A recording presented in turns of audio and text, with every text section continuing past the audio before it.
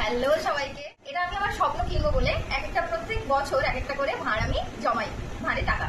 তো সেই সূত্রে এবার আরেকটা স্বপ্ন কেনার পালা, চলো দেখা যাক। আমার জীবনে আছে যাদের প্রত্যেকের অনুমানগুলো আমি বলে রাখি। দুটির অনুমান হচ্ছে 6, আমার ভাইয়ের অনুমান হচ্ছে 4, শান্তনুর অনুমান হচ্ছে 8, আর আমিও বলেছি ওই 7-8 মতো 5। আচ্ছা, আর আমাদের হচ্ছে যেহেতু নতুন ঘর, নতুন জায়গা, নতুন জিনিস, তাই আমার ভাড় ভাঙার মতো কোনো জিনিস নেই, তাই আমি ভাড়টা ভাঙতে চলেছি এটা দিয়ে। লিটারালি এটা ভাড়টা ঠিক হবে এটা দিয়ে। ভাড় ভেঙে আমরা 4 জন রীতিমতো অবাক। বিশ্বাস করুন, জমিয়েছি আমি, কিন্তু কল্পনাও করতে পারিনি এতখানি বেশি জমিয়ে ফেলেছি।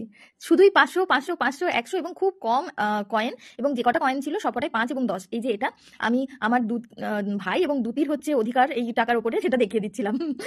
একটা 5-এর নোট আর একটি 10-এর নোট। চলুন আপনাদেরকে না একবার ওই টাকার গোনার আওয়াজটা শোনাই। খুব স্যাটিসফাইং লাগে এটা শুনতে অ্যাকচুয়ালি, বিশেষ করে সেটা যদি আবার নিজের জমানো বা নিজের উপার্জিত টাকা হয়। তো আমাদের গোনা হয়ে গেছে। মোট যেটা হয়েছে সেটা আমাদের কল্পনারও বাইরে, সত্যি আমাদের আশাতীত। 16,305 টাকা আমি জমিয়েছি আমার স্বপ্ন কেনার জন্য। যদিও বা আরো অনেক টাকা চাই, তবে এটা এনাফ আমাদের কাছে। মানে আমরা সত্যি কথা বলতে এতটা আশা করিনি। এই কয়েন, নোট সবকিছু মিলে, সবটুকু মিলিয়ে আমাদের নোটগুলো দেখে বুঝতেই পারছেন কতদিন ধরে জমাচ্ছি, পুরো সব মুড়ে চুড়ে একাকার হয়ে গেছে।